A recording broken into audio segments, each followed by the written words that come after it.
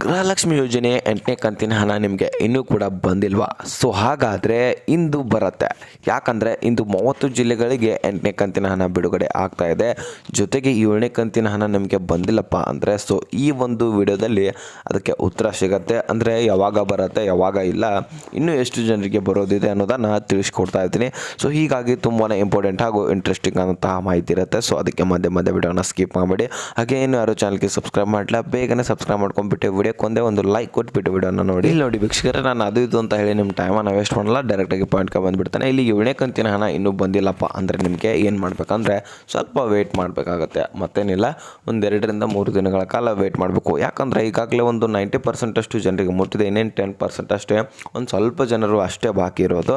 So ಅದನ್ನು ಆ ಒಂದು ಅಮೌಂಟನ್ನು ಏನಿದೆಯಲ್ಲ 8ನೇ ಕಂತಿನ ಹಣದ ಜೊತೆಗೆ ಹಾಕ್ಕೊಡ್ತಾರೆ.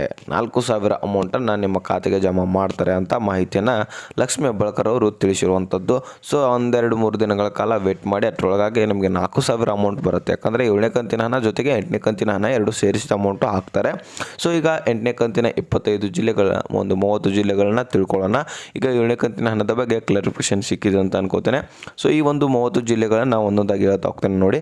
ಹಾಸನ, ಗದಗ, ಬಳ್ಳಾರಿ, ಕಲಬುರಗಿ, ವಿಜಯನಗರ, ಧಾರವಾಡ, ಯಾದಗಿರಿ, ಉತ್ತರ ಕನ್ನಡ, ದಕ್ಷಿಣ ಕನ್ನಡ, ದಾವಣಗೆರೆ, ಉಡುಪಿ, ತುಮಕೂರು, ಚಿತ್ರದುರ್ಗ, ಚಿಕ್ಕಮಗಳೂರು, ಶಿವಮೊಗ್ಗ, ರಾಯಚೂರು, ಚಾಮರಾಜನಗರ ಮತ್ತು ಬೆಂಗಳೂರು ನಗರ, ಬೆಂಗಳೂರು ಗ್ರಾಮಾಂತರ, ಕೋಲಾರ, ಕೊಡಗು, ಹಾವೇರಿ, ಮೈಸೂರು ಇಷ್ಟು ಜಿಲ್ಲೆಗಳಿಗೆ ಅಮೌಂಟು ಬಿಡುಗಡೆ ಆಗ್ತಾ ಇದೆ. ಸೊ ಈ ಒಂದು ಜಿಲ್ಲೆದವರು ಯಾರಿದ್ದಾರೆ ನೋಡಿ, ಅಂದರೆ ಆಲ್ಮೋಸ್ಟ್ ಆಲ್ ಕರ್ನಾಟಕದಾದಂತಲೇ ಬಿಡುಗಡೆ ಆಗ್ತಾ ಇದೆ. ಸೊ ಈ ಒಂದು ಜಿಲ್ಲೆದವರು ಕಮೆಂಟಲ್ಲಿ ಹೇಳಿ, ನಿಮಗೆ ಅಮೌಂಟ್ ಬಂದರೂ ಸಹಿತ ಹೇಳಿ, ಅಮೌಂಟ್ ಬಂದಿಲ್ಲಪ್ಪ ಅಂದರೂ ಸಹಿತ ಹೇಳಿ. ನೋಡೋಣ ಎಷ್ಟು ಜನರಿಗೆ ಅಮೌಂಟ್ ಹಾಕ್ತಾ ಇದ್ದಾರೆ, ಎಷ್ಟು ಜನರಿಗೆ ಅಮೌಂಟ್ ಆಗ್ತಾ ಇಲ್ಲ ಎಂಬುದನ್ನು ತಿಳ್ಕೊಳ್ಳೋಣ ವೀಕ್ಷಕರೇ. ಸೊ ಈ ರೀತಿಯಂತಹ ಮಾಹಿತಿಗಳಿದ್ದು ತಿಳಿಸ್ಕೊಡೋಣ ಅಂತ ವಿಡಿಯೋ ಮಾಡಿದ್ದೆ.